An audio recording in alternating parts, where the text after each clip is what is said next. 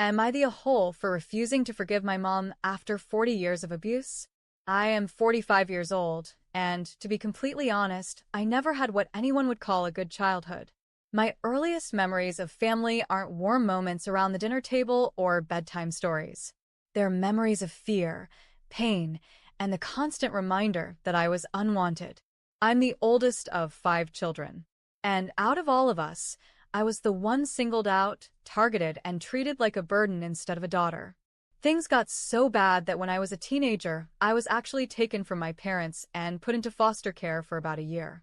That says a lot considering how much the system overlooks. But when I was sent back, my homecoming was nothing more than a pillow tossed on the floor in the living room with a blanket. That was supposed to be my place to sleep. No bedroom. No comfort. Just a cold floor that reminded me I wasn't wanted. My parents set me up to fail at every stage of my life. 3 different times I was pulled out of school to be homeschooled. But it was never real schooling. I was simply my mom's servant, or worse, her punching bag. After months of missed education, I'd be shoved back into the classroom, told I had to catch up, and warned that if I didn't, I'd never leave the house again. Somehow, I always managed to catch up, but it was never easy, especially when I wasn't even allowed to do homework. My time belonged to them. I was forced to do 95% of the housework while my siblings were spared. My earliest memory of abuse is burned into me. I was about 8 years old. I said something my mom didn't like, and before I even knew what was happening, my dad had me by the throat. He slammed me against the wall and started lifting me up. I struggled until I blacked out. When I woke up on the floor, I realized I had wet myself from fear. And instead of comfort, instead of care, I got in trouble for that. That's the kind of love I grew up with. It was always like that. When I needed glasses, my parents denied it. "We both have perfect vision," my mom said. "You must be doing something wrong in your life if you can't see." Teachers begged them to get me glasses, but for years I went without until I finally got them myself. Doctors? Vaccines? Medical care? All denied. Fast forward to my 20s, life didn't get easier. I had been married, divorced, and had 2 children. But for the first time, I thought I'd found real love. I was engaged to a man I adored, and he was the first person who made me feel safe. Then tragedy struck. He died in an accident. It broke me in ways I can't even describe. And my parents' reaction? Well, you deserved it. The only way you should have left your marriage is in a body bag.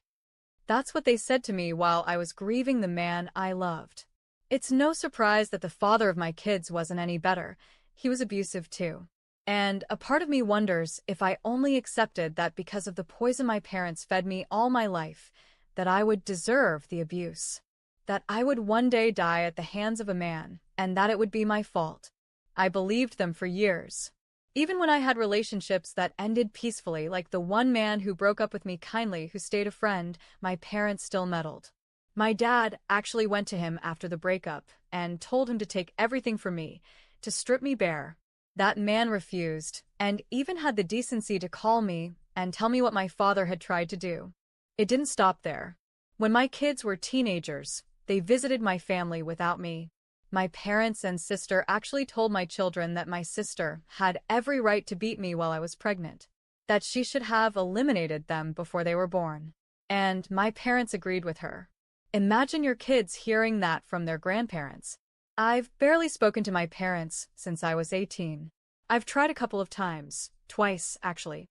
Each time, it lasted less than 2 years before the old patterns came back and I cut contact again. The last time was over a decade ago.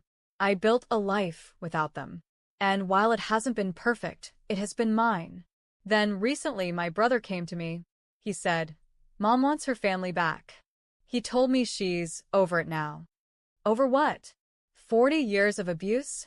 Decades of torment? He then added, "I know why Mom and Dad hated you so much." I half joked, half bitterly asked, "Why, because I was born?" His answer shocked me. He said, "No. It's because when Mom had her second child, you wanted too much of her attention. She thought you were jealous. That's why they hated you." So let me get this straight.